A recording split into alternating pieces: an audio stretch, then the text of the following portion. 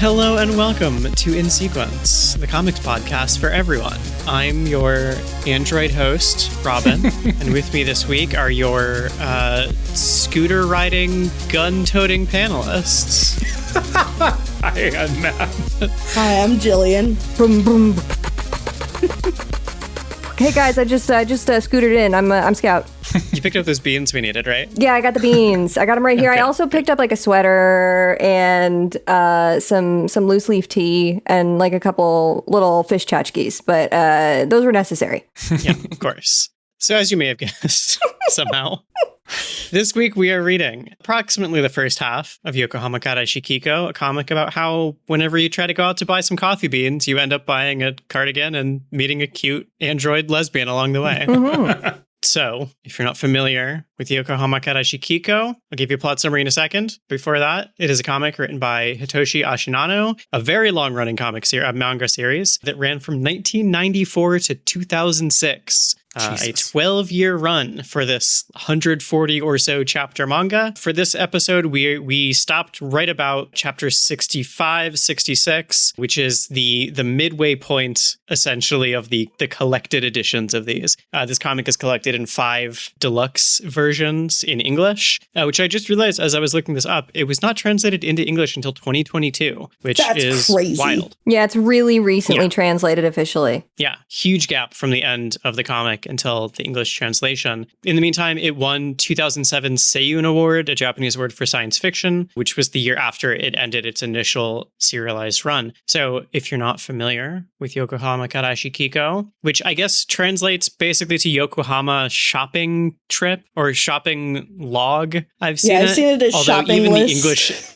Yeah, which is like the title of an OVA series that was made of it, but even the English editions of the comic are called Yokohama Kaidashi Kikou, so that's the one to look for if you're looking for it. So, Yokohama Kaidashi Kikou is set an indeterminate amount of time after an indeterminate ecological disaster that's left much of Japan underwater and what remains barely recognizable. While it's implied that much of Japan's human population has been killed and society has essentially been destroyed, we start well in the aftermath of that when the survivors have pieced together some semblance of normalcy. YKK follows Alpha, a green-haired android left alone when her owner, who is never shown in the comic, leaves for some unspecified business. He leaves her in charge of a small cafe in the Miura Peninsula of Japan, which is south of Yokohama, although it's unrecognizable at the point that the comic takes place. While she's there, Alpha spends most of her days cleaning and waiting for people to show up and riding her very cool scooter around. The series is an incredibly slow-paced slice of life, mostly dealing with the mundanity of Alpha's everyday life as she grows closer to the humans and androids around her, gains more confidence, and muses on the strangeness of her seemingly unlimited lifespan compared to those around her. We'll give more about the plot later when we get into it, but just know the plot is not the point here. How much plot there is debatable. It is very much a comic about just spending stretches of time doing nothing and looking at sort of idyllic depictions of what looks to us like a completely destroyed country, but is to the people in the comic just their home. Mm-hmm. So before we start off, curious what people's experience with this comic was. For me, it was just something that I'd kind of seen panels floating around before. I believe there's a famous frame from the OVA that got turned into a meme that I think I referenced when I brought this up as a read. Mm-hmm. But other than like a few panels and screenshots, I knew nothing about this comic. I'm curious about what everyone else's experience with it was, though. I'd never heard of it before you suggested it. I genuinely had no idea what it was or what it was about. So when you first mentioned oh yeah, it's about an android in kind of the post-apocalypse running a cafe, I'm like, that is not what I expected it to be, but I don't know what I did expect it to be. So yeah, absolutely nothing. I knew about it because I had a friend a few years back who was a big fan of it and talked about it a little bit, but I didn't know that much about it outside of what Alpha looked like, pretty much, and vaguely that it was sort of this post-apocalypse or post-cataclysm situation. And I hadn't realized even that it was the same one until after I had seen the covers after we had talked about it when you recommended it, Robin. And then I was like, oh, that one. Yes, I do know what this is. Yeah, the first manga I ever read was Frieren. And that was like 2 years ago, maybe. And after I caught up with the printed volumes, I was looking for other things that felt slow and intentional. And people in the TWG Discord recommended Yokohama Kaidashi Kikou and Mushishi. And I read about half a deluxe edition volume of YKK before deciding that I was not in the headspace for it at the time. And then didn't pick it back up until we recorded this episode.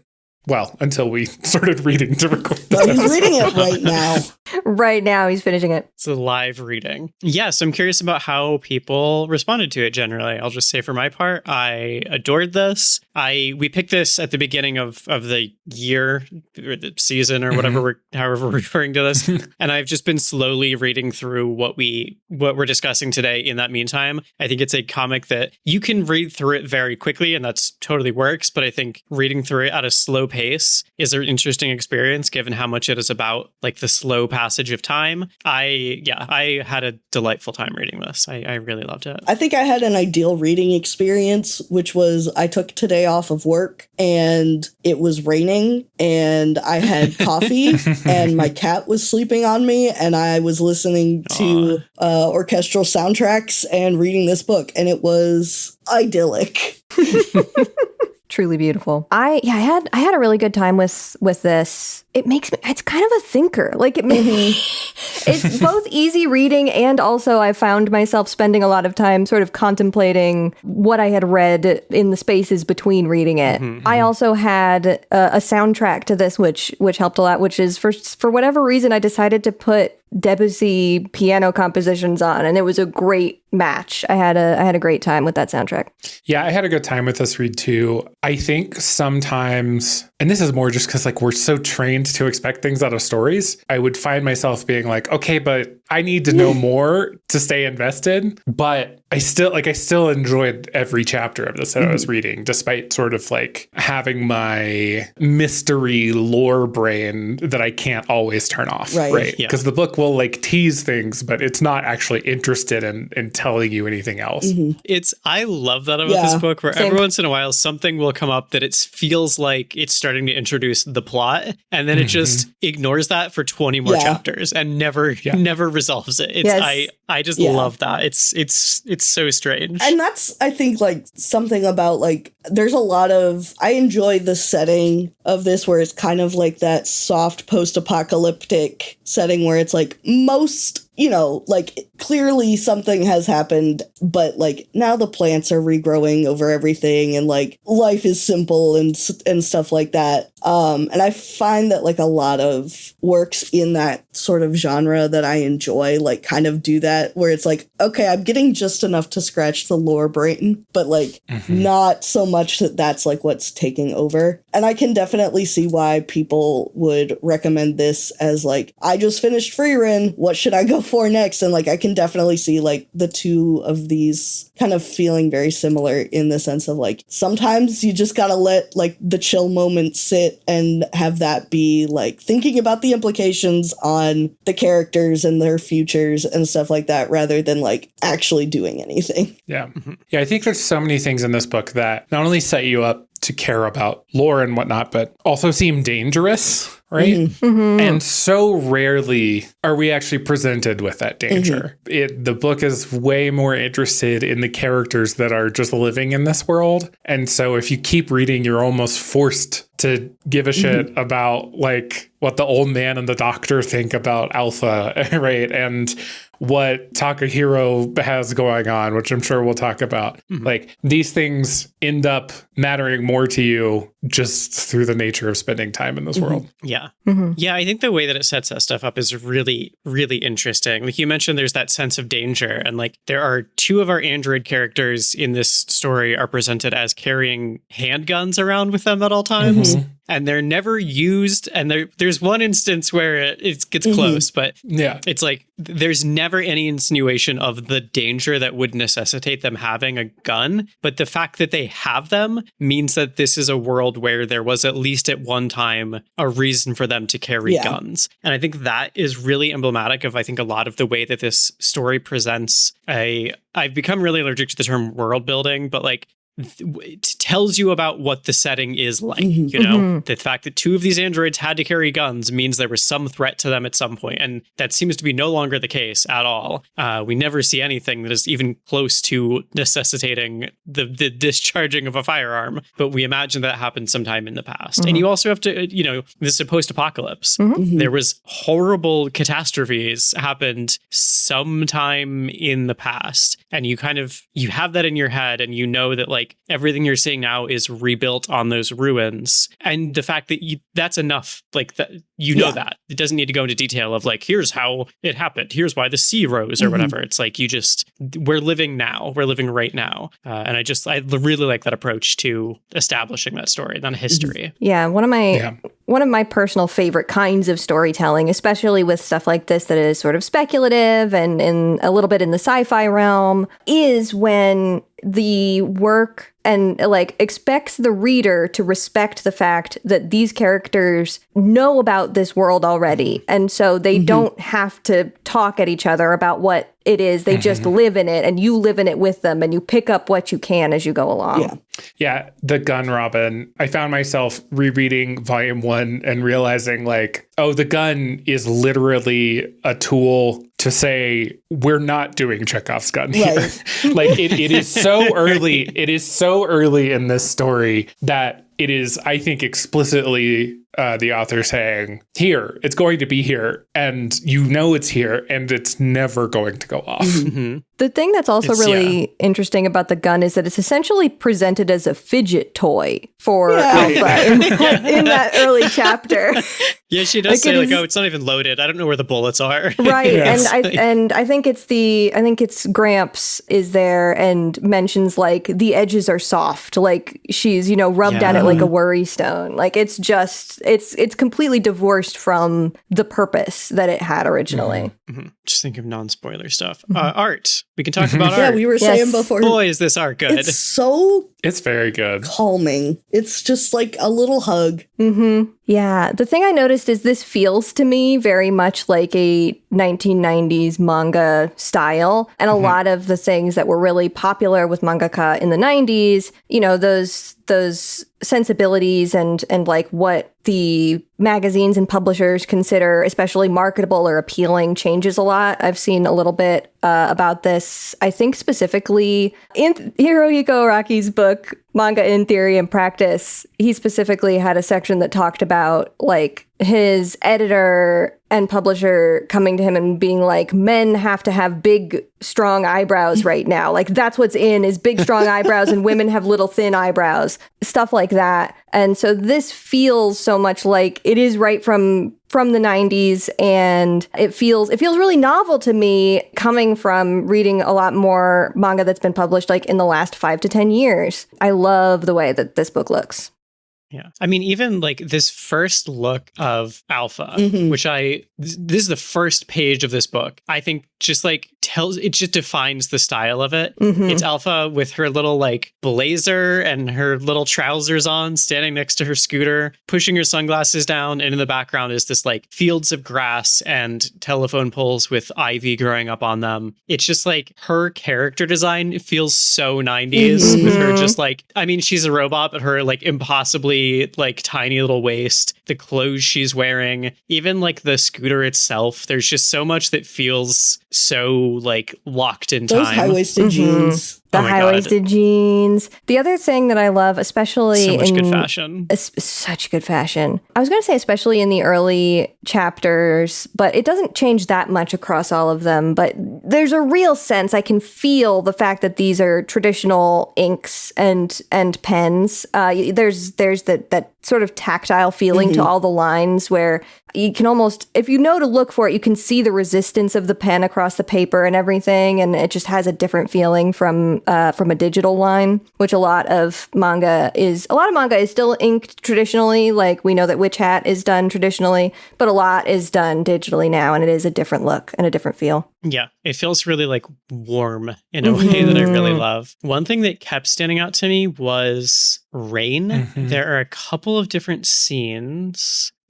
I remember this panel just being completely like mesmerizing to me. It's just a panel of Alpha standing in a field of tall grass while it's raining. You can just see her from like the shoulders up. The grass is covering the rest, and it's like a downpour. But the grass and the rain are just like lines going up and down the page with her like figure standing in the middle, and you can see in the background there are trees that are kind of shrouded by the rain, and so they are also just like thicker vertical lines or like lines closer together. And even the fact that almost everything in this panel is just a vertical line, you can still tell exactly what everything is. There is like no confusion. It's so clear. And I just remember looking at this panel being like, how did you do this? Like, this is magic. It's a really exceptional use of all those principles around like the way that you can use texture for perspective and stuff, especially with those bushes in the background. You're right. Those are the thing that I love about this panel, especially, is that it does really, like,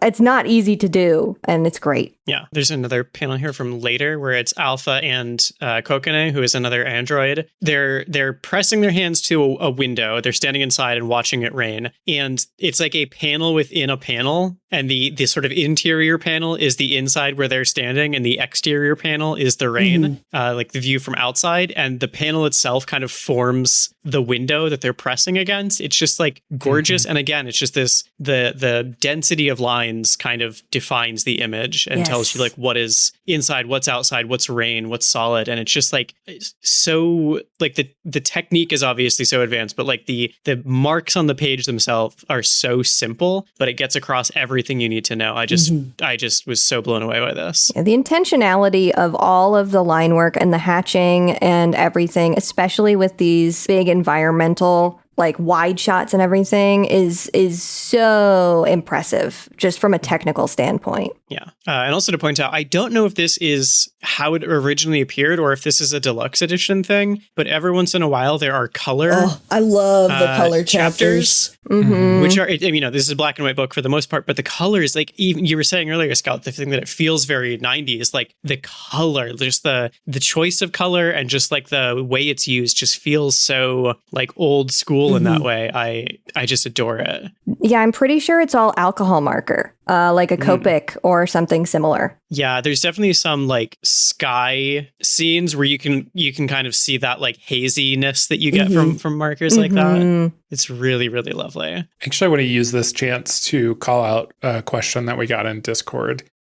Which is from stevefm, and he says, what was your favorite color page in the chunk that you all read? I've only completed the first deluxe, but I thought that the color pages were all outstanding. A really big contributor to my enjoyment of the series and satisfaction with my purchase. I kind of bought it blind one day at my local comic shop because the OVA is a huge visual motif in the lo-fi music videos I used to be heavily into, and the shiny cover caught me. That's so cool. I think my favorite color one, I don't know if, I think it's a couple of panels from chapter 48, specifically the last panel and one that's kind of leading up to it. There's one as like sunset is hitting, and it's done in all of these different shades of purple with these two guys out on the water. And then the last panel of that chapter is Alpha looking out over the water, which has all of the street lamps from the cities that used to be there. And they're all lit up like stars on the water. And it is freaking gorgeous. It's very good. That one and the one after the storm, I think it's in volume 3. She kind of, she keeps having to like hide from a storm. And then finally the storm ends and she like looks out and there's like this like purple and yellow sky that takes up the whole page. Yeah, 48 is the one that I marked as well. That shot of the the boat with the orange sky in the distance is like stunning. And then that final page of her looking out at she has gone to this place earlier in the story and sees it's like a bunch of streetlights that are like underwater, but still lit up. And it looks like stars, you know, spread like under the ocean. That panel of her just looking kind of like melancholically out at this is just so gorgeous. It's beautiful. I chose this one, which is from chapter... I love this one too. I think it's 30 something. Chapter 27. Yeah. So this one from chapter 27 of her and Kokone tooling around. And the thing I love about these is that it's very, very sparse on the color, actually. There's still a lot of white space, but that white is used so much as a part of the composition too, in the way that like the color is only appearing in the shadows and everything else is sort of this washed out white highlight is so pretty. I love the bottom panel of that page specifically. Yes, that's my favorite one. Yeah, it's really stunning. This just one, a big I love the landscape end. with the two of them kind of riding on the road alongside it. This one also that you put, Matt, with the blue sky and the clouds. That one was so pretty. That chapter was so gorgeous. Chapter 61. Yeah. 27 also ends with like the relationship between Alpha and Kokone. We'll get it too, but I just love them. Like it ends with them just like Kokone starts to sort of ride off to catch her train and just stops and looks back, and Alpha is also looking back over her shoulder at her. Like it's just so great. It's so good. And also their outfits are both so good in that chapter. I love Alpha's so like many good outfits. Jumper. Or I guess it's two pieces. It's not one piece, but they're very similar colors, and just the big pants. I was going to say, it's definitely not one piece. It's not one piece. It's the one piece. Yeah, I took so many screenshots of just cool outfits that I love. I'll just go ahead and share. Here's one of her wearing this very simple. This is when she gets her camera, which is a huge part of this book. She's wearing like what looks like an oversized t-shirt almost, like as a dress. Shirt dress. And it has a little fanny pack for her camera. The gun. It's like the holster like, for the gun that she repurposes for the camera. Yeah, and she's like, it basically fits. And she's just kind of like posing for herself, like in her little dress. So it's cute. very, very cute. There's a sort of recurring thing that she can't drink alcohol. She just like gets extremely drunk off a drop of alcohol. And Kokone sends her some Kahlua, and she drinks a bunch of it, and then wakes up the next morning, basically wearing a bag of soybeans. Yeah. She's like filthy and lying on the ground and just like covered in a bag. Which just really made me laugh because she's normally very like put together. She has, like a little vest and like a kerchief a lot of the times. She's an icon. I love her. She looks like Kokone a stray cat in this one. Yeah. Oh, yeah, 100%. She got her little uwu mouth. Yes. I did take a lot of screenshots of whenever she would do like the cat 3 mouth. Those are very good. Really gorgeous art. The other thing, there's some of the things we pointed out already show incredible landscapes in this series. Like I'm obsessed it is a lot with the about landscapes. that kind of like overgrown, formerly built up areas, and it really just every once in a while it will just be like, here's a whole page of just like this pastoral scene, and it's like every single time it's so stunning. Yeah, I was knocked on my ass like every time they came up. I love all of those so much, those big pulled out shots. I feel like I say this about a lot of our reads, but it's usually I mean it and I mean it again this time, which is that the environment around the characters feels like its own very important character here. Like the environment is part of the story like that in that way. Yeah. I mean, that feels extremely true here, where like this, the way that the world is shapes the way that they are able to like interact with things. The fact that the cafe exists is peculiar, right? Because it's so out of the way that it makes it so that like Alpha is kind of isolated a lot of the time, but also because civilization has sort of crumbled, it seems like it's easier for her to get by with like 2 customers a week because she doesn't have anyone to pay rent to. Like there's so much about the state of the world that like enables the way that this works. And just the fact of her like taking a trip to Yokohama to buy coffee beans becomes this like journey for her to go on, is totally influenced by the way that the environment is.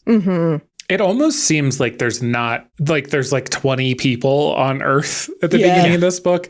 And it's not really until she goes to Yokohama and then like also early on we see the like fireworks event that you kind of realize like, oh, there's a society here still. It's just very different. Yeah. It's still way like pruned from how it was before. But they're not completely alone in the world, how it kind of feels at the beginning. But I think that's actually, I mean, unless people have other stuff, maybe that's a good point to start talking a little more about the story where I think that is a huge theme of this series, at least so far, is Alpha growing from total isolation, basically, to starting to understand the world around her and be more of an active part of it. Like we said at the beginning, it's like her owner has left for some reason, is just gone for, we don't even know how long. It could literally, he could have been gone for decades already. Like we don't know.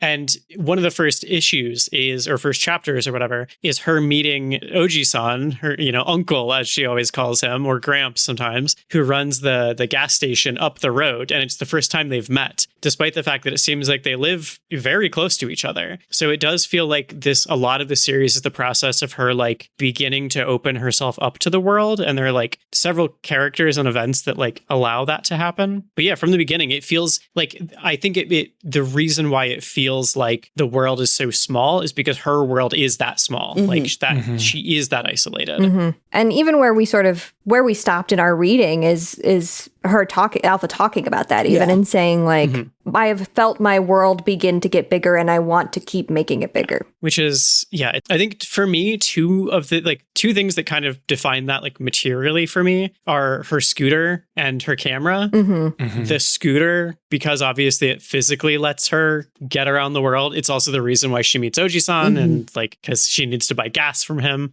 So that is like a thing that I think I will also like touch on a little bit at the very end of this, that idea of like the scooter allowing her to like open up and see the world. Actually, let's touch on it now. There's another character at one point who we meet, who is a doctor. We meet her because Alpha has been out and is struck by lightning, and the doctor has to repair her. And the doctor is like a much older woman. We don't actually know how old Alpha is, but she has the appearance of someone who's like late teens, 20s. I don't know, something like that. She's like 22, she's an android. I said she looks like vaguely 22. Yeah, I was going to say like the early 20s is the feeling for me. Yeah, but we meet a woman who is a doctor who is like probably in her like, I don't know, 50s, 60s, something. And every once in a while we get flashbacks to her. And she actually has some very like, will explicitly say at times like she also like used to ride a scooter around and has the thing where she's saying like, the fact that I had this allowed me to go and see more of the world and like expand my world. And there's a lot of ways in which Alpha's journey through this reading kind of mirrors the Doctor's, which is also very interesting because the Doctor is also like involved with the creation of the androids, which Alpha is. But there is this real theme of like physical mobility being tied to like your own expanding world, which I just found really fascinating. It reminded me actually of a lot of a book that I'll recommend at the end called, well, I haven't read the book, but there's an anime called Super Cub, which is about a like high school girl who gets a scooter, and like that like very explicitly being like the thing that like opens her world up. So I just think there is something thematically there about like this idea of like a very self-reliant feeling you can get from having like a vehicle you can drive around. That's really interesting. And I think that is told in a like high school coming of age story actually gets to the main thing that kind of like I took from this book, which is that to me, I just see a lot of different explorations of aging in this book. I think it is a form of a coming of age story for Alpha, but also for the Doctor, right? The Doctor's always spending time thinking back on the way things were when she was in her 20s and 30s. It is, those stories often get told alongside the sort of like younger version of Uncle as well.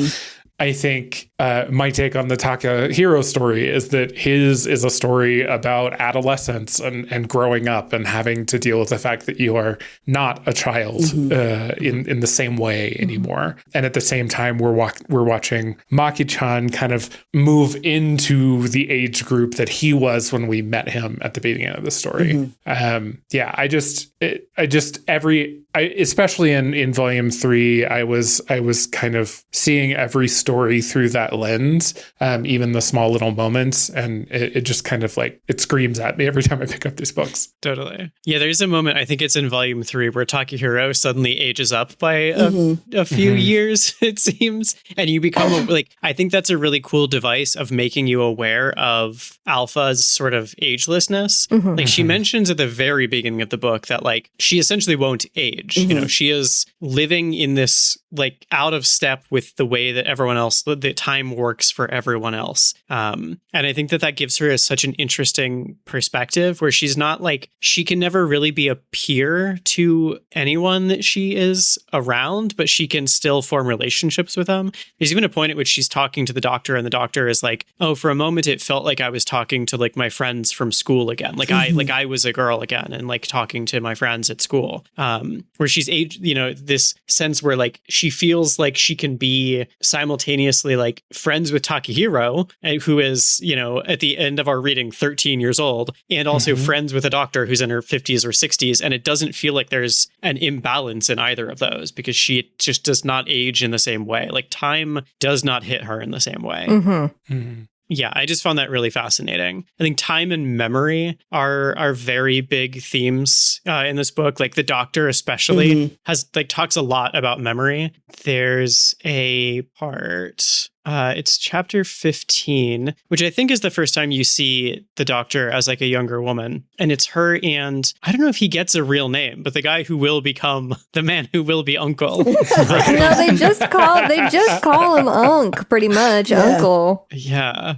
Well, it's them tooling around on their, looks like they actually have motorcycles, not scooters. I don't know. But they're driving around the roads, and there's suddenly a road closed sign. And beyond that is just like sand. There used to be a road here, and now it's just the beach. And they're talking about how that she's saying this road used to be so busy. He says it ain't going to be the last road that washes out.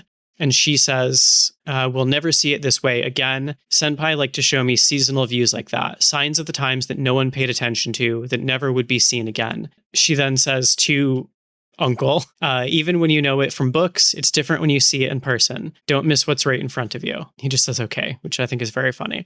But there's this idea with her of like, these are two people who clearly have been alive in the period of like how the world got this way. Like, this was the period of things kind of falling apart more actively than they are now. Like, this was a road and now it's a beach. And soon, like by the time Alpha goes there, it's going to be part of the ocean. She then ends that chapter by saying, our memories, meaning the memories of her and Uncle and Alpha, our memories of what the three of us saw together, that was a sequel, like the sequel to what she saw before. I think she has this really like strong through line of someone who has passed through like ages of this world and is seeing someone who will outlive her by like maybe centuries, but doesn't seem to be hit with time in the same way that she is. She just had, I don't know, they have this fascinating relationship where they're peers, and she also kind of feels like Alpha's mother, but she also feels like something else entirely.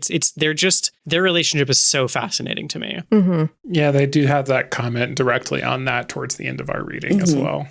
Yeah, I think one of the most interesting things about Alpha and her connections with all of these people is how there isn't really, I wouldn't call any of these relationships like relationships with easy analogs to an everyday relationship that we all experience with other people. Like, specifically because she is so different in the fact that she is this android and is ageless in this way, and is both like very childlike and exploring the world, and seems to be experiencing so many things for the first time, but also is timeless and will continue to be. It just, the baseline is so different from anything that two humans have that the relationships themselves become very unique feeling. I'm just looking to figure out why I wrote down chapter 22. Was the doctor particularly hot in chapter 22?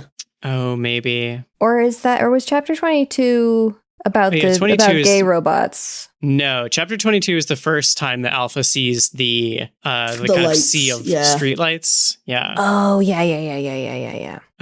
Which I think is, again, just the same thing. Like, the doctor remembers when like these things had a use. These were streetlights that marked people, that helped people get through the world. And now they are just, there's a panel where she says, now they're shining just to shine. Even if no one is around to see it, I think this kind of splendor should stay here. And I think there is this really, again, it's like this, there's such like mournful undertones to this, where like for some people, this represents a flooded town. And for some people, it just represents this beautiful sight. And I think there is this interesting tension where what it means for this ocean to exist with these streetlights buried in it is that people's lives were destroyed by this cataclysm. But that doesn't mean that the people who are existing in it now can't appreciate its beauty, right? And I think there is like such tension that is not like really specifically pushed on a lot of like acknowledging that something like horrible happened here, but also like you have to live your life in the present. And so like you have to find a way to make it work and to make it make sense. And like, I think there's a really fine line there between being callous about it and just being like, well, that's the way it is. And we are just who we are. And, you know, taking in like the fullness of that sadness and that beauty at the same time. That I think this book does a really good job of not commenting on directly, that makes it more powerful when it just allows it to kind of hit you naturally. And I think that's like a huge thing with the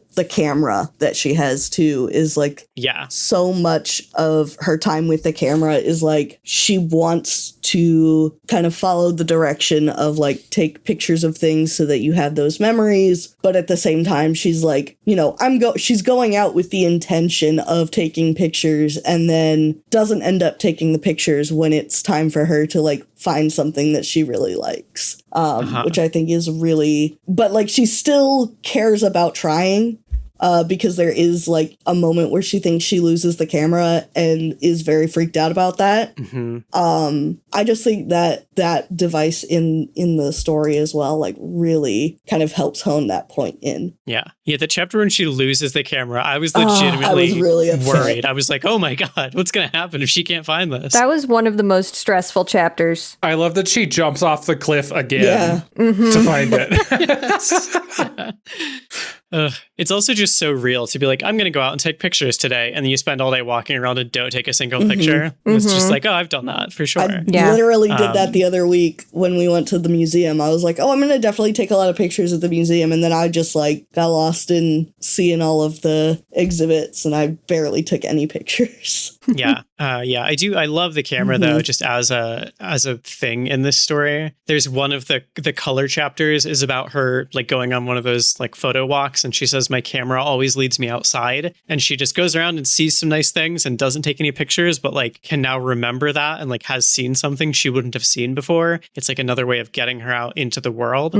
There's another, like, there's a bit where I think Uncle has asked to see a picture. And she's like, oh, I actually can't show you. Like, it doesn't do them like that. And she has this kind of monologue where she's looking at the camera at home and says, it was frustrating not to be able to explain the photographs to Uncle. It occurred to me that maybe what this camera took wasn't really photographs. Then she says, the longer ago the picture had been taken, the more relentlessly this camera brought me back to the reality of the time. I felt I must have looked like that just now as I was watching, though I can't confirm that. Sometimes I seriously felt that this camera was a time machine. It is this idea of like, there is something there that is like more than a photo and more than memory. It is her like imprinting these experiences on herself. I think it's also very notable that after she says, sometimes I seriously felt this camera was a time machine, the scene that she is remembering is standing in a field with Kokone. There is this thing of like her beginning to connect with people and like these records kind of like helping her remember what it feels like to like be in a place with a person and like share time with them, which I think is really, really lovely. From like a tiny little lore standpoint also, I think the camera is really interesting because it seems to literally have one of the android eyes as the lens, which says a lot about like when she says, I don't think this is a normal camera, she's right. It's definitely not like, a normal camera. Yeah, it's great. So Kokone. I love her. I love Kokone. She's great. There is like early in the series, Alpha meets this person named Kokone who delivers her a message from a nearby town. The way that she delivers it, because it turns out she's also an android, is by kissing Alpha on the mouth. That took me out. I was hooting and hollering. It's incredible. And they both look so embarrassed. They both blush so much. Like it's clearly like it's just a thing. Like it's like a mechanical thing they do, but they instantly are both just like, oh, that felt different. Yeah. Like, and Kokone even thinks that later, where she's like, now I have to deliver other messages to other androids, and now I feel really weird about it. Yeah. In a way I didn't before meeting Alpha. We see her deliver another message and she does not feel the same, and in fact keeps talking to that person about Alpha. Yeah. It's so funny. And she won't shut up about Alpha. I'm going to curse you all. Unfortunately, I'm sorry, but I did, when I was reading this, I messaged my friend and I was like, so it turns out the robots in this manga transmit their digital messages via kissing. And she said, it does unfortunately remind me of the blue avatars using their little tails to hack into the mainframe.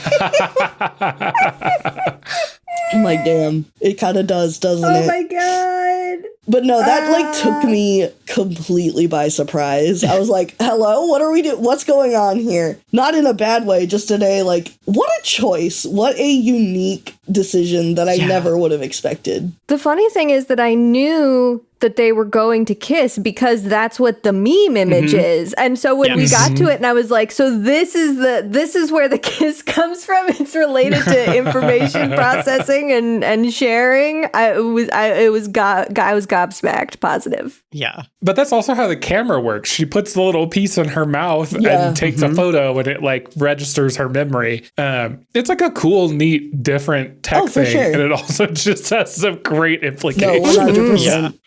It's another thing that works really well because they don't explain it. They're not like, well, the digital sensor on her top. It's just like, no, you put the cord in your mouth and that's how you take pictures. Like that's all we need. But there is, I don't know, the story with Kokone, even just beside my glee at lesbian robots being a main plot point, is like there is there's a very easy queer reading of this, like aside from the fact that they're like obviously both in love with each other. This thing of when Alpha first meets Kokone, she doesn't realize she's an android. There's a very funny scene where she's like, wait, you didn't know I was a robot? Like, I thought everyone could tell because of my hair color, which is very funny.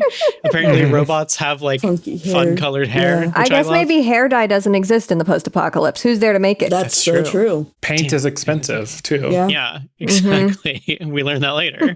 But it's this thing of like, especially for Alpha, it seems, because Kokone has met other androids, this thing of like, I have met someone who is like me. I thought I'm the only person like this that I knew, and now I have met another one like me. And that is part of her expanding her world. Like when she is going on trips, it is often to see Kokone or to like have some interaction with her. And so I think there's something really cool there about like that feeling of isolation, not just like geographically, but of like, there's no one like me. And when you learn that there are people out there like you're like, oh, well, then maybe the rest of the world is something I should see too. And I don't know. I just find that so lovely. It's also something that seems to hit Kokone really hard. Like the chapter after she goes home, chapter 18, she is writing a letter to Alpha-san about meeting her and says, that was a very important day for me. I started considering a lot of things about myself, like how I always started out trying to seem less like a robot. The first time I met you, I discovered that I was very good at acting like a human. And she goes on to say, I've come to think of being a robot as just another quirk. I found a method that helps me relax a little. It's this: don't try too hard to relax. And there is this thing of like Kokone, by seeing Alpha and the way that Alpha acts, and like she's such a strange presence to Kokone that it allows Kokone even to like see herself differently, to not see being a robot as weird, as just like, that's just a thing about her. And so it's like freeing for both of them. I don't know. I just find that story so touching. It's really good. I love the image that you have screenshotted here. I can't explain how she became someone who could pry her own joy from anything. Doesn't come from her original specs. Yeah, man, it's so good. It's just like, I love when robots have feelings. It's just good shit all around. It's so and important like the to me. people around them being like, oh, we don't know how they're doing this. It's just a thing about being like sentient that you start to like developing a personality. I I love that. Mm-hmm. I think one of the like moments of like specifically of her and like feeling like a person while also it kind of being like this is only something that like an android could do is that scene. Which chapter is it? Chapter 38, where they are sending the doctor's little rocket ship out over the water, and she like mind melds with this little plane essentially because she is piloting it using one of those little mouthpieces. And as the plane like goes beyond her ability to control it, she starts like crying in the doctor's arms, and I thought it was just such a like really poignant scene of like she's like, I didn't think you would like connect with it so deeply, like I didn't expect this to happen. And it's just like this very soft moment that kind of reflects to me like both her android and her like human side of like she will be the only one who could do that, but like she is having a very human response to it.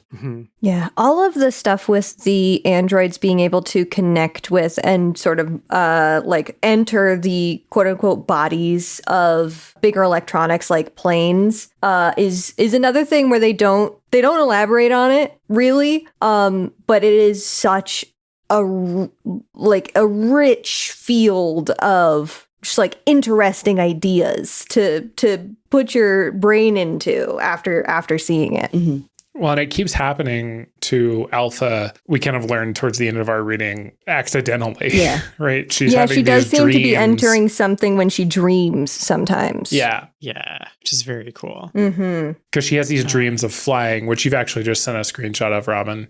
And it seems like she has a dream that a different character remembers happening. Yeah, there's like this weird connection between her dreams and the like this director character that we later meet who is in the plane. The other Alpha. Yeah, the other Alpha who's in the plane that like doesn't ever land. And they seem to have like some sort, like there's some moments where it feels like they can almost like feel what the other is like thinking or going through, but it is like so vague that it's hard to really pare down and understand.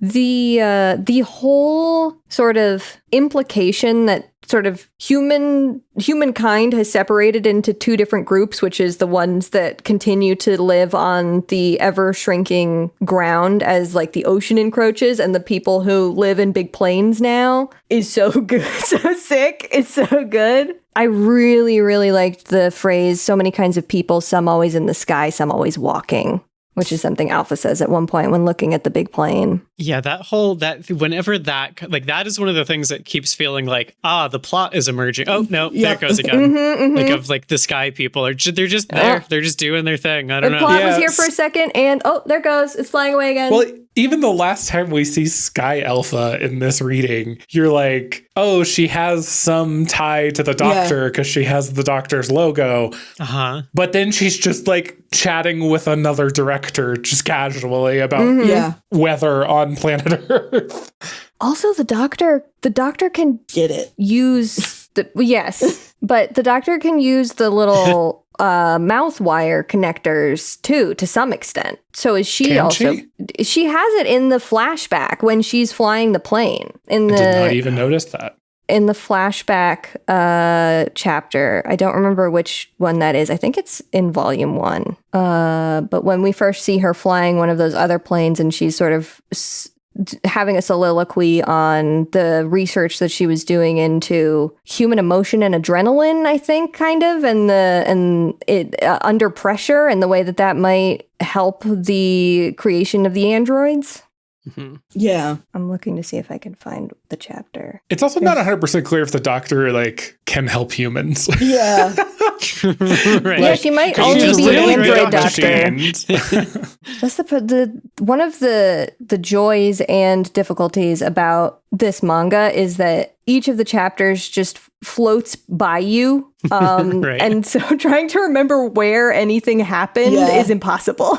Yeah. Anything could happen in any order, basically. Here it is. It's chapter 28 in volume 2. on page 63, you can see that she has the connector in her mouth, as well as having a bunch of other probes sort of taped to her. The art in this chapter is so cool. It's so the way that this mangaka uses spot blacks is outstanding. Tell me more. Oh, like what are spot blacks? Yeah. That's just when the black is pure black and there's no additional like hatching or anything. It's just a full flat area of black. And the way that it's used here, like in this chapter, in chapter 28, is very much kind of almost the way that one would use it when doing a value study of a photograph, where you're looking for the darkest values and like everything you're coloring is only the darkest values and everything else is white. Like you can only use black and white to define a shape. Which is really, it's a good exercise to do. I did a bunch of them last year to help with like my lighting sensibilities, but also can be used to great effect here. Like the way that on page 66, the way that the boat and the shadow of the boat are basically one shape, just broken up a little bit with bits of white. And yeah, so it's that there's not often, like this is a very blacks heavy chapter as far as like spot blacks and a lot of black on the page, in the flashback especially. But a lot of times paging through and like it other than this chapter, that's not used very much. No, most of the time there's not a lot of spot black. There's a lot more just gentle hatching. And so when it does show up, it's really, it leaves a big impression. Very, very good with lighting in general, this manga is. Yeah. Oh, there's another good one. Volume 2, page 291. It's just the cafe is backlit, and the whole thing is just, it's almost black, and it's just these like some little like tiny white highlights that pick out the details. That just feels it feels just like that rain panel that I pointed out earlier. Like he has such a mastery of like defining very clear shapes with like the minimum, variation in tone, absolutely, or like the minimum like marks on the page. Yeah, it's really kind of astounding. It is, especially when you see some of the like chapter end caps are the pencil sketches of panels in the that were like in the chapter. And every time I see one of those and I see it as just the most chicken scratch, like messy lines everywhere, not at all defined the way that the final inks are. And I'm just thinking like, is that just like step one and then step two is the page is done? Like how, I want to know how much of this is just happening in his brain and how much is like being plotted out and stuff. Yeah, it's so good. This is just another page of Alpha and Kokone being really gay. They're so gay. Look at her looking at her mouth. Come on. They're always She's blushing. Like, I wish I had another message to give you. They really are. Scout, you have a note about Android development and the osprey and the water god. I want to hear more about your thoughts there, because that is not how I interpreted that. Yeah, well, I kind of think so the water god is, there's one chapter where the fella that has the dragonfly barracuda, who I'm also obsessed with. I love that little creature. It's a good creature. Takehiro's brother, I think. I don't know if they're siblings. No, they just know each other somehow. Okay. Just a guy. Okay. It's just like a guy that Takahiro met on the road one day and was like, "Hey, Mister, Hey, Mister, cool fish that has sunglasses on." yeah." Cool sunglasses, Little fish. sunglasses. He's the one guy that feels like he belongs in a shonen manga. Yeah. He feels like he is doing his own other manga off screen. So there's one chapter where he goes to this small part of the peninsula where he's sort of going around and doing very spiritual stuff with the land, was the feeling that I got. And he wants to visit and pray at like the shrine of a particular local god that the people that live there have sort of enshrined. And when he is taken to see them, it is like, looks like a stone from behind, but then you go around to the front and there's a face there that is looking out. And I think, to me, it looked a lot like the Alpha series faces, and like the android faces that we've seen. And I feel like somebody said something about like that she looks soft or something. And that reminded me of the way that the doctor talked about Alpha's skin, like re-skinning after she got struck by lightning and she had to put a new skin coat on. And it's like, it's going to be fuzzy for one day while it dries. And then we put on the second coat and then you're smooth. So I had this idea that that's like a leftover android or an android that was forgotten or something, in a state of incompletion, like she wasn't done. They didn't put her back in the oven. She ain't cooked. And the locals, not really understanding that, sort of made it into this small, very hyper-specific local god situation. The osprey is not deified necessarily in that way, but a little bit in the way that she's talked about as like this mysterious creature that only appears to children and stuff. And to me, the osprey is also another android that got away or is living her own weird android life. That was the read that I got from both of those situations. Interesting. They're both interesting presences in the book. I don't have like a theory of what they are, and I kind of like, I mean, I love that it doesn't tell you what they are like explicitly. I think that's really cool. To me, especially the osprey, just sort of, she feels very much like she feels more like Alpha to me. Like there is something there in like their weird like timelessness and like them being like, if no one knew what Alpha was, you would imagine there being the same like legends of her, of like this strange person you see walking on the peninsula or whatever. You can go to her cafe and she'll make you a coffee, and she'll make you a coffee. She's been making coffees for 45 years. Exactly. But I just love them as elements of like the non-human world. Like it's with humanity receding, there are just these like wild elements of the world kind of reasserting themselves, where it's like there's a weird god with a child's face and a like monster who lives in the water but just wants to like hang out with children. Like I love the strangeness of that as a representation for me of just like, you know, the time of humanity is waning and these other parts of the world are just reasserting themselves. Yeah, the water god was such an odd moment to me. Yeah. Because they're also like very, very different from everything else. Yeah, they're like, well, we figured that touching it would probably be a bad idea, so we just haven't touched it. And I'm like, okay. No one's touched it? Have we thought about maybe that wouldn't be a bad thing? I don't know. Like you said, she blinks sometimes. Maybe have we tried to ask the water god? Yeah, it was very interesting. I love the osprey as a character, but also as just like a storytelling device. The fact that Takahiro is like obsessed with finding the osprey and seeing the osprey again, and then eventually becomes like unable to as he grows older, but then Maki is able to and hangs out with and sees the osprey more often. I just think it's like it's a really natural and light way to tell that kind of story about innocence and adolescence.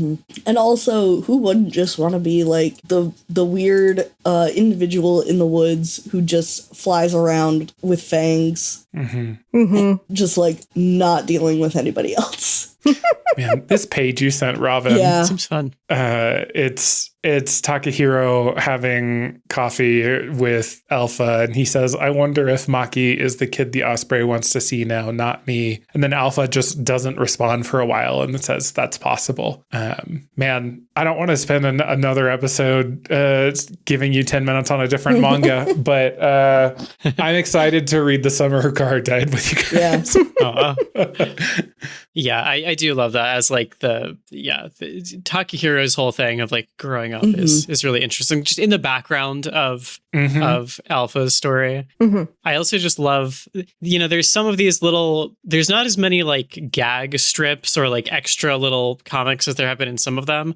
This deluxe edition I think is pretty cool. It has like cover galleries that are like gorgeous, but occasionally there's these little ones. Really great way, the cover galleries, to include the covers that would have been like included in the original runs, because these are 3 volumes like smushed together into one big volume. So I really like that you still get to see what the original covers were. Yeah, it's cool. But in the very first edition, like before any of the actual comics, actually, we do get like kind of a little gag strip with the Osprey, which I love, where she sees Alpha wearing this like cute blouse, and so she puts on a empty rice bag to look the same, and then gets annoyed and just takes it off and jumps in the water again because she's always naked. It's just, I don't know, really goofy. Notes: Alpha loving fish tchotchkes. That is great. It's very important to me that there's at least one point where somebody is like, there's a lot of fish around. I think it's Kokone is looking around.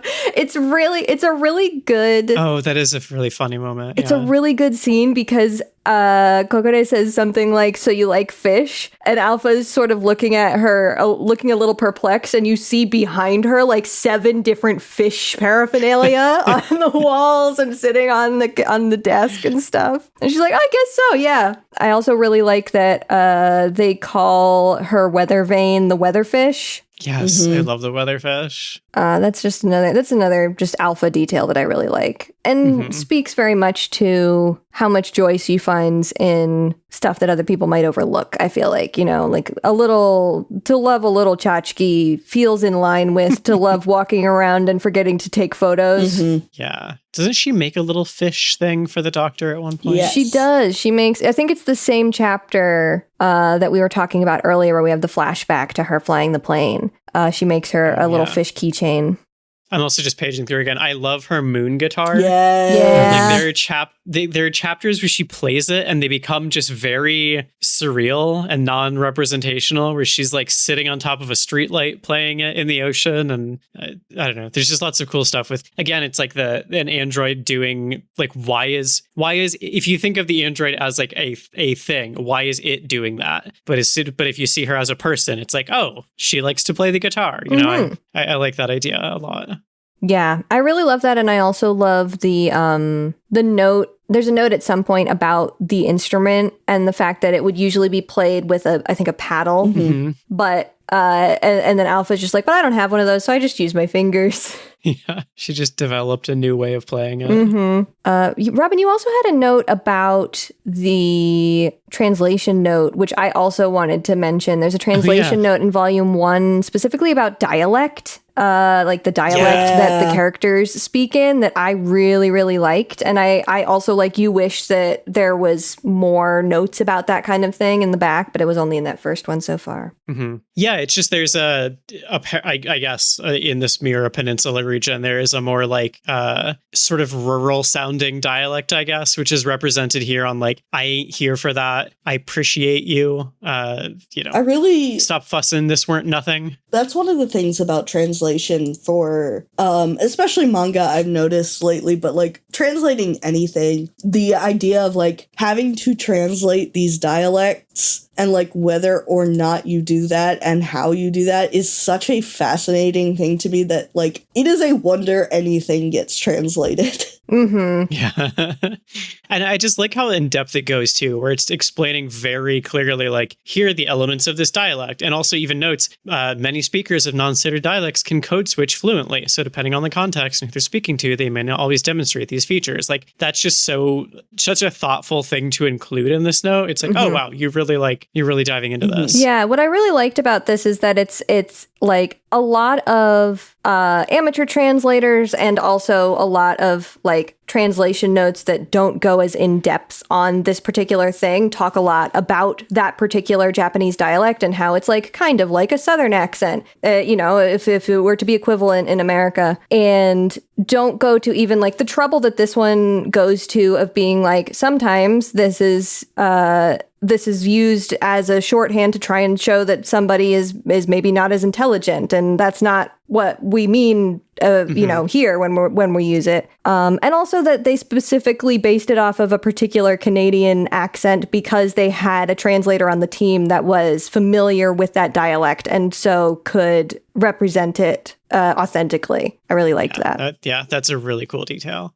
This note also includes explanations of just like some random references throughout. I love the last one they note. Page 425. Maki's full name is Matsuki, meaning true moon. Her nickname Maki can also mean end times, which seems significant. Which could mean nothing. Which could mean nothing. I just love how blasé that is. It's very good. Unless we have other things to get to, though, I mean, probably just make note of where we ended off here. A typhoon. The typhoon. There's the closest thing that's come to a plot so far. Several issues of the comic that inform one another in a linear fashion. Can you imagine such a thing? A typhoon comes through and fucks up the cafe. I was shocked when they revealed the destroyed cafe, just because things have stayed so kind of static, and it's such a comforting little place that when they show it destroyed, I was just like, not my house. How could they? And the way that it's done, like there isn't really there's not a reaction shot of Alpha either before or after. It's really just like she's walking and then the next page you see the completely destroyed cafe, and that's the end of the chapter. It really hit for me. Yeah, I think it's great. But this also serves as a reason for her to go a wandering. Yeah, she's going to go on a wander. Which I think is really cool. Like it's, you can imagine this happening before the events of the rest of the comic and her just sort of like staying there and just deciding to rebuild or whatever, which would, also be fine. But I think it does feel like a sign of how much she has grown even from the beginning of what we've read, that her first reaction is like, maybe I have been staying in one place too long. Like maybe I should just go, and this is a good excuse to go and see the world. And I really love that. And then in the midst of that, Kokone shows up and finds Alpha gone and is like so frazzled by it, but seems to be also maybe following her trail or going off on a little adventure of her own. It's like it's one of the most clear moments of like forward momentum we've had in the entire comic. The way that Kokone also had just recently been like, I'm going to be somewhere else for the summer. Like she was going to go and stay with Alpha for a while, and then she gets there and Alpha has gone off on a journey of self-discovery. It's great. I love it. Yeah. The thing I like about the typhoon is that it was a really good way to remind the reader that this world, like, it hasn't always been calm and it will not always remain calm. Like, nature specifically is a big part of this story in a positive way, but also, the fact that there are all these drowned cities and everything shows that nature is also dangerous. And I'm always a big fan of sort of a neutral nature that still is destructive. Like nature doesn't mean anything by doing what it's doing, but it still affects us. I like that the shaping of the world continues. And I mean that physically. Like the things that we as readers are hyper aware of coming into this world, the things that we notice because they are different, continue to operate in this world. That is an interesting take. I think often I love a post-apocalypse story, right?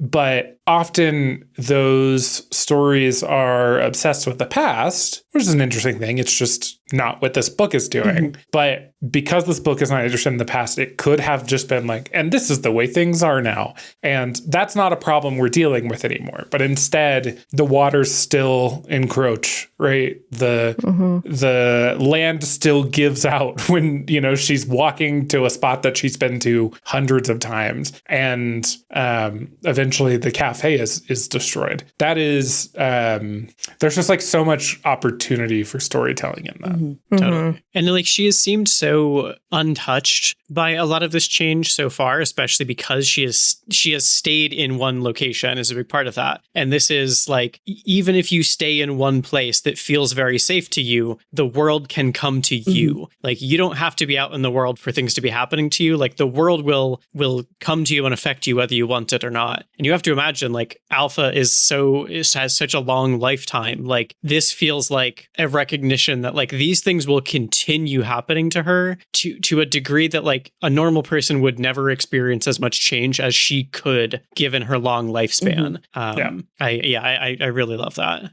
And she might not have survived that had she not gone out of the cafe. Yeah, totally. The only reason she does is because, you know, Uncle knows her well enough to be like, hey, I should go take care of her. Yep. It's great. Shout out so to we're Unc. wondering she goes. Yeah.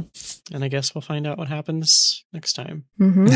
Yes. Robin the big persimmons. I want to know why the persimmons and the chestnuts got so big. That's not in the reading that we did today technically, but I can't stop thinking about it. Why did they get That's big? the one thing I want explained about the world is why did the persimmons get so big? Well, how did they get so big? I think one last thing that I want to just bring up is like some of, like we've talked a lot about like how calm and everything this book is, and I think the dialogue really does, the dialogue and the narration specifically does a lot for that. There were a couple that I picked out. One of them because it was basically what I did today, which was I could think of a lot of useful things to do today if I tried, but I decided to make this a day to do nothing. Love that for Yeah, her. same. And then there's another one where it's talking about the cafe, and I feel like this to me is like very much how it feels to like read this manga. And it's talking about the cafe that says it's a place where you can be a regular no matter how long it's been. And it's just like, yep, it's just a nice little kind of like you feel attached to and like understanding of the world without like necessarily needing all of that exposition. One little bit of narration that really stuck out to me, I think this is in the prologue chapter. If not, it's in like one of the very first ones. It's just Alpha lying in the grass. She says, I never would have imagined that the era of dusk would come so gently, so comfortably. I think I'll be watching until the sun fully sets. And I think that is like an encapsulation of so much of just the tone of this story. It's like the era of dusk is the era of the end of humanity. And it's her like musing on how calm it feels, and also just her incredible longevity being part of that. I just, that idea of the end being gentle, I think is something that's really fascinating about this whole book. But I think the end of this episode may have also come upon us. Come upon gently.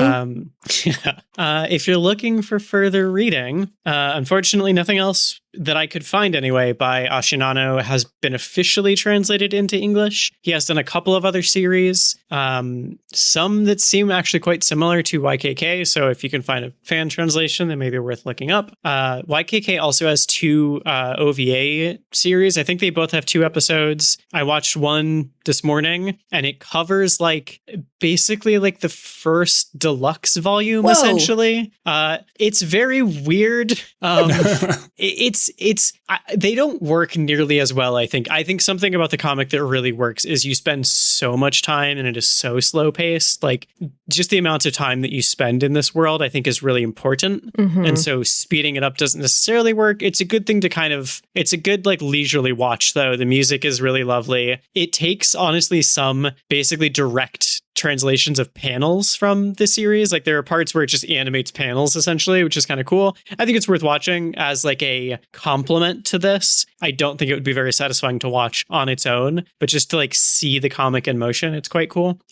For other series, I mentioned it earlier, but Super Cub is another story about a girl who like finds independence and freedom by way of getting a scooter, which I think is really cool. Really emotional story. I really loved it. And one that just feels like plot-wise kind of similar is Apocalypse Hotel, which is an anime about an android running a hotel after all the humans have disappeared. It's much more like, it's also slow paced, but there's much more action and humor in it. The Proprietus, the android, also dresses quite a bit like Alpha does, which I think is really fun. I don't know if that's an intentional nod or not. Like it very well could be, but it could also just be because that's kind of a service worker looking uniform. Either way, pretty interesting series. Any recommendations that the panelists have thought of? This is a pretty singular series, so it makes sense there might not be many.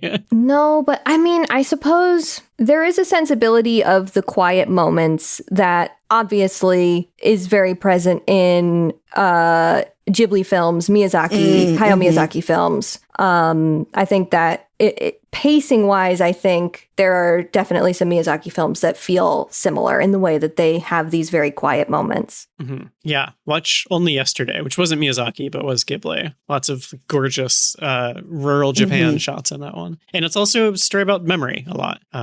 Yeah, that movie makes me weep. But yeah, to check out YKK, it's available in 5 deluxe editions, which are really cool. I love, I read part of this digitally and part of it on paper. I think it looks great digitally, but the color in particular looks fantastic in the print version. Check your local library. I had good luck finding at least the first 2 editions at my library. Otherwise, check your local comic shop. This one seems to have gotten some popularity, so it shouldn't be too hard to find. I found it in basically every place that I have shopped that has manga, so it's there. Yeah, it's blown up. I got to get my library on it. I do want to request the final 3 volumes before we finish this. In Sequence is a member of The Worst Garbage. You can find all of the network shows and invite to the Discord at theworstgarbage.online. You can find me online on Blue Sky at Robin Bombas, or my links are all at robinb.card.co. Panelists, where can folks find you? You can find me at youtube.com/@flowstatecrit. I will leave that there. You can find me, per usual, at plottwist.card.co. You can find me on Blue Sky and on Tumblr at HumbleGoat, and see the art that I do, including our podcast cover art, at scoutwilkinson.myportfolio.com. Wonderful. And thank you so much for listening. Remember to support your local library and comic shop. And we'll be back eventually, I think, with part 2 of YKK. Yeah! Bye, guys. Scout! The Scout goes. Off to see the world. I'm on my scooter. I'm going. Off with your big persimmon. I got a big persimmon and I got a big chestnut. Yeah, I got a big chestnut and a big persimmon, and I'm off to see the world. Is that a euphemism for something?